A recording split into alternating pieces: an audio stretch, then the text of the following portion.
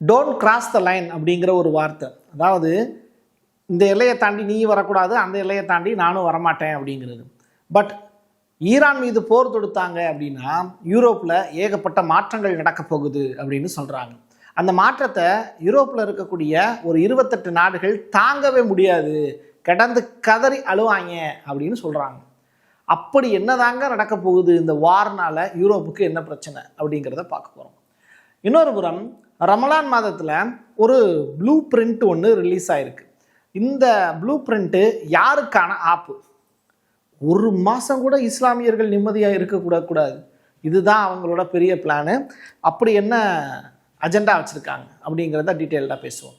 வாங்க பார்க்கலாம் உறவுகளே, இது பிரசாத் சிக்னேச்சர். தென்னிந்தியாவின் கட்டடக்கலை ராஜாக்கள் creator constructions and north west interiors உங்களோட கனவு இல்லத்தை பிரம்மாண்டமாக கட்டி கொடுக்குறாங்க கிரியேட்டர் கன்ஸ்ட்ரக்ஷன்ஸ். அதோட கட்டி கொடுத்த வீட்டை இன்டீரியர் பண்ணி அழகாக்குறாங்க நார்த் வெஸ்ட் இன்டீரியர்ஸ். தொடர்புக்கு 72907991. உங்களுடைய தொழில் சம்பந்தமான விளம்பரங்களை நமது சேனலில் ஒளிபரப்ப உங்களுக்கான அருமையான வாய்ப்பு. அமெரிக்கா ஒரு பெரிய அட்டாக்கை ஈரான் மேலே நிகழ்த்திட்டாங்கன்னு வச்சுக்கோங்க.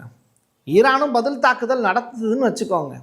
ஆனால் மேஜர் ப்ராப்ளம் ஈரானில் ஏற்பட்டுச்சு அப்படின்னா தண்ணி இல்லை, பொருளாதார மந்தநிலை, டாலருக்கு நிகராக அவங்களுடைய நாணயத்தினுடைய மதிப்பு கம்மியாயிடுச்சு, வாரும் வந்துடுச்சுன்னா மக்கள் என்ன பண்ணுவாங்க? ஒரு இடத்துல இருந்து இன்னொரு இடத்துக்கு நகருவாங்க. கரெக்டாக? இது அடிப்படையாக எல்லா நாடுகள்லையுமே இருக்கக்கூடிய பிரச்சனை. அப்போது மிடில் ஈஸ்டில் ஈரான் மாதிரியான நாடுகளில் போர் நடக்குது அப்படின்னா அவங்க எங்கே நகருவாங்கன்னா அப்படியே கொஞ்சம் கொஞ்சமாக யூரோப் நாடுகள் பக்கம் நகருவாங்க. இது யூரோப் நாடுகளில் இருக்கக்கூடிய 28 நாடுகள் பட்டியலிடலாம். அந்த நாடுகள் எல்லாத்துக்குமே அச்சமாக இருக்குது. எங்களுடைய நாட்டு எல்லையில் மக்கள் பூரா வரிசையாக நின்றாங்கன்னா என்ன பண்ணுறது அப்படிங்கிறத இப்போ அமெரிக்கா கிட்ட கேள்வியாக கேட்டிருக்காங்க. யுஎஸ் காங்கிரஸ்டையும் இதே மாதிரியான ரெக்வஸ்ட்டை நேட்டோ நாடுகளும் இதே வார்த்தையை முன்னிலைப்படுத்துகிறாங்க. ஈரான் மீது போர் தொடுப்பது எங்கள் மீதான போருக்கு சமம் அப்படின்னு தான் இப்போ யூரோப்பிய நாடுகள் நினைக்கிறாங்க. 20 மில்லியன், 1 மில்லியன்னா எவ்வளோ? 10 லட்சம் பேர். 20 மில்லியன் மக்கள் ஈரான்லேருந்து நகண்டாங்கன்னா என்ன ஆகும்னு யோசிச்சு பாருங்க அப்படின்னு அமெரிக்காவுக்கு மிரட்டல் விடுக்கிறாங்க. பெரும்பாலானோர் எது வழியாக மூவ் பண்ணி போவாங்கன்னா துருக்கி வழியாக ஐரோப்பாவுக்குள் நுழைவாங்க அப்படிங்கிறது தான் கணக்கு.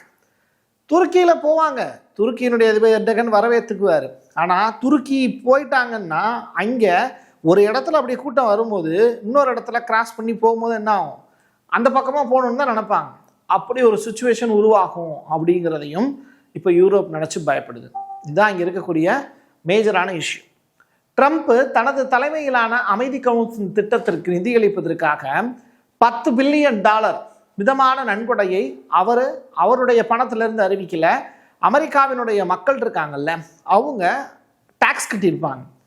அந்த வரி தான் எங்கே இருக்குது? கருவூலத்தில் இருக்குது. அந்த கருவூலத்திலிருந்து இருக்கக்கூடிய காசை யார் அப்போ விட்டு சொத்தை யார் எடுத்து செலவு பண்ணுறது அப்படிங்கிற கேள்வி இருக்குல்ல.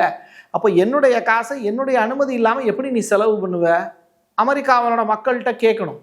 யார் மெம்பரை தேர்ந்தெடுத்திருக்காங்கல்ல யுஎஸ் காங்கிரஸ், அவங்கக்கிட்ட கேட்காம நீ எப்படி இதை செய்வ அப்படின்னு இப்போ கொஸ்டின் ரைஸ் ஆகிருக்கு ட்ரம்ப்புக்கு. இப்போ அமெரிக்காவில் இருக்கக்கூடிய மக்கள்லாம் கோபமாக இருக்காங்களாம். ஒரு அசாதாரண மற்றும் சட்டவிரோத நடவடிக்கையில் ட்ரம்ப்பினுடைய அரசாங்க நிதியிலிருந்து $10 மில்லியன் சொந்த கவுன்சிலுக்கு மாற்றுறதுங்கிறது அஃபென்ஸ் தானே? அதைத்தான் மக்கள் கேட்குறாங்க.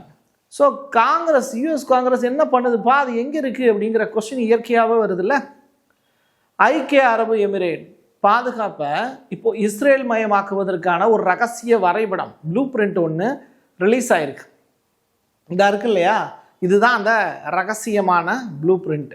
இப்போ என்ன சொல்கிறாங்க? யுஏஇ முழுக்க சவுதி அரேபியாவுக்கு ஆப்போசிட்டாக போய் நிற்கிது. ஏமனில் ஏற்பட்ட தாக்குதல், அந்த ஏமனில் இஸ்ரேலுக்கு ஆதரவான கப்பலை தடுத்து நிறுத்தினது சவுதி அரேபியா. அது உள்ளே இருந்து என்ன இருந்தது? ஆயுதங்கள்லாம் இருந்தது. யார் உதவி பண்ணுறா? யுஏஇ. யாருக்கு உதவி பண்ணுறா? இஸ்ரேலுக்கு. இதுதான் இருக்கக்கூடிய பிரச்சனை. இப்போது சவுதி அரேபியா அமெரிக்காவோட டைப்பில் தான் இருக்காங்க, யுஏஇ இஸ்ரேலோட டைப்பில் தான் இருக்காங்க. ஆனால் ப்ராப்ளம் இப்போ யாருக்கு அப்படின்னா இஸ்ரேலில் இருந்து அதிகமான அளவில் உளவாளிகள் இந்த அபுதாபி, துபாய், ஐக்கிய அரபு எமிரேட்ஸினுடைய 7 எமிரேட்ஸ் இருக்குல்ல, அந்த 7 எமிரேட்ஸினுடைய மிக முக்கியமான தளங்களில் இஸ்ரேலிய உளவாளிகளை கொண்டு போய் நிப்பாட்டுறாங்க. இது யுஏஇக்கு பாதுகாப்புன்னு அந்த நாடு நினைக்குது.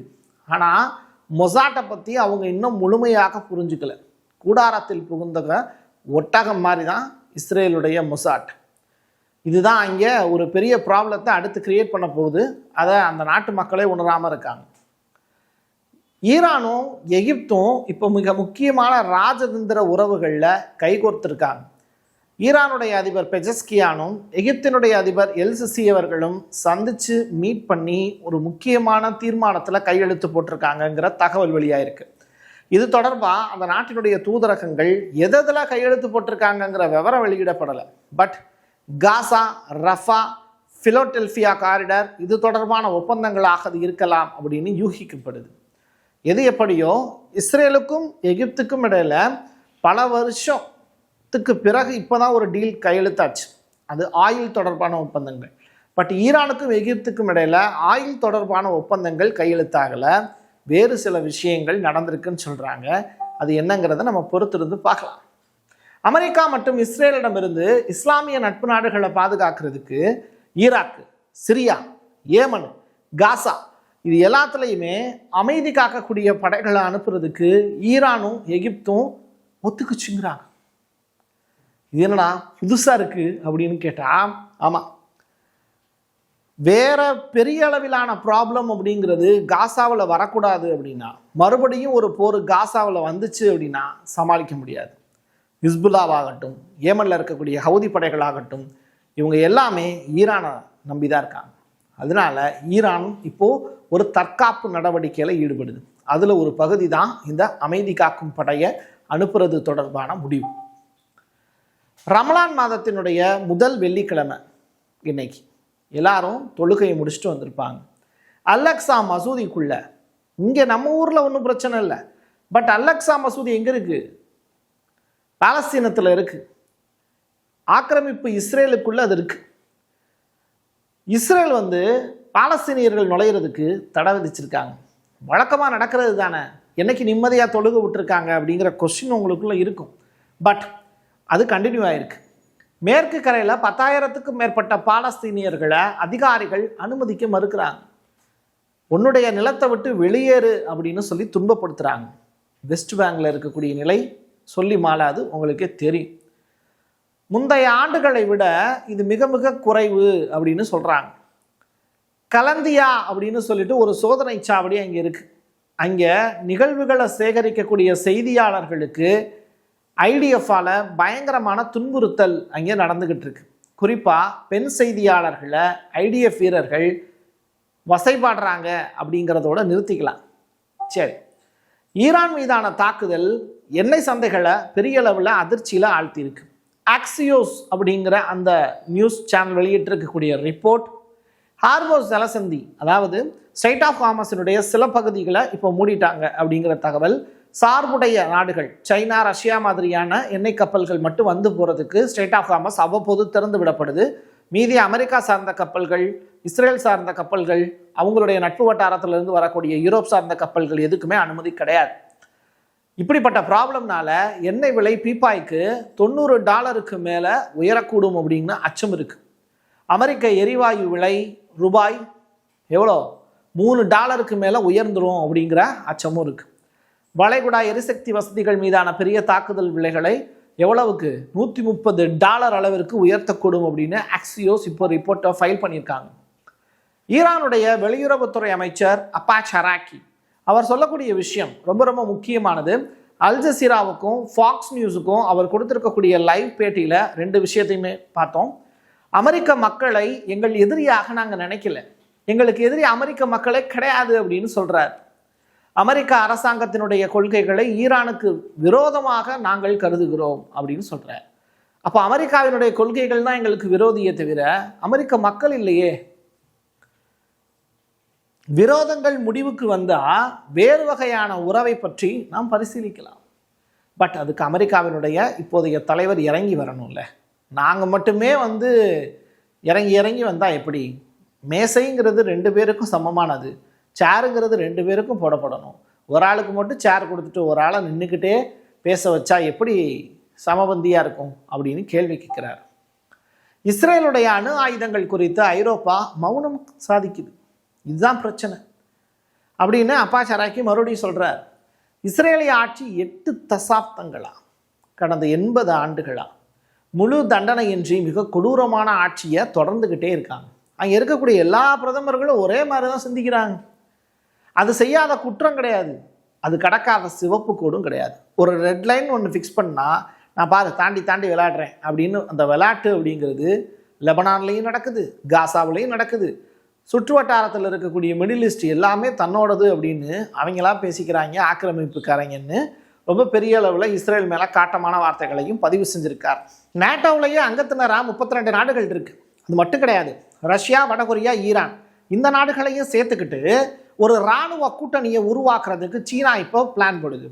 அமெரிக்காவுக்கு எதிராக யார் யாரெல்லாம் களமிறங்குறியோ வா சேர்த்துக்கிறேன் அப்படின்னு சீனா வெளியிட்டு இருக்கக்கூடிய இந்த அறிவிப்பு அப்படிங்கிறது ஹாட் டாப்பிக்காக பேசப்படுது. வடகொரியா ஓகே, ரஷ்யா ஓகே, ஈரானும் ஓகே. இது என்ன பிரசாத், புதிதாக நேட்டோவையும் சேர்க்கறதுக்கு சைனா பிளான் பண்ணுது அப்படின்னா அதுதான் அந்த பெல்ட் அண்ட் ரோடு திட்டம் இருக்குல்ல, அதில் ஏகப்பட்ட குளறுபடிகள் இருக்குது. அதை சைனாவால் கடக்க முடியல, செய்ய முடியல. அப்போது யூரோப் நாடுகள் எல்லாத்தையும் வளைச்சு போடுறதுக்கு இப்போ சைனா பெரிய பிளான் போடுறாங்க. அதற்கான முதல் அத்தியாயம் தான் இது. இதை மட்டும் சைனாவுக்கு சக்ஸஸ்ஃபுல்லாக முடிஞ்சிருச்சுன்னா ஒட்டுமொத்த உலக நாடுகளுக்கும் சைனா தான் கிங்காக மாறி போய் நிற்கும். பட் அது அவ்வளோ எளிமையான விஷயம் இல்லை, இது ஆரம்ப கட்டம் தான். என் கையெழுத்து என் மக்களுக்கான உறவுகளை மீண்டும் ஒரு பதிவில் சந்திக்கலாம். நன்றி, வணக்கம். Prasad signature media broadcasting private limited. நீங்க நியூஸ் ரீடரா மாறணுமா, கண்டென்ட் கிரியேட்டரா உருவாகணுமா, சேட்டலைட் சேனல்ல ரிப்போர்ட்டரா வேலை பார்க்கணுமா, டாக்குமெண்ட்ரி மேக்கிங்ல இருந்து ஜேர்னலிசம் பற்றிய முழுமையான பயிற்சி பெற உங்களுக்கான அருமையான வாய்ப்பு. எங்களை தேடி வாங்க. ஆன்லைன் மற்றும் நேரடி பயிற்சி வகுப்புகளும் சர்டிபிகேட் கோர்ஸாவை கத்துத்தரும். மீடியா துறையில் 10 ஆண்டுகளுக்கு மேல அனுபவம் உள்ளவர்கள் பயிற்சி கொடுப்பார்கள். வாய்ஸ் ஓவர் தொடங்கி வாய்ஸ்லெஸ் பீப்புளுக்காக உங்களை சிறந்த ஜேர்னலிஸ்டா உருவாக்க வேண்டியது எங்களோட பொறுப்பு. ஸ்கூல்ஸ் அண்ட் காலேஜஸ்ல ஜூனியர் ஜேர்னலிஸ்ட்ங்கிற பேர்ல ஒர்க் ஷாப்பும் கண்டக்ட் பண்ணி கொடுக்கிறோம். மோட்டிவேஷனல் ஸ்பீக்கரா கடந்த 15 ஆண்டுகளா கல்வி நிறுவனங்களுக்கு நிகழ்ச்சிகளும் நடத்தி தரோம். தொடர்புக்கு 9944790333 94493594 prasad.signature@gmail.com. உங்களுடைய தொழில் சம்பந்தமான விளம்பரங்களை நமது சேனலில் ஒளிபரப்ப உங்களுக்கான அருமையான வாய்ப்பு.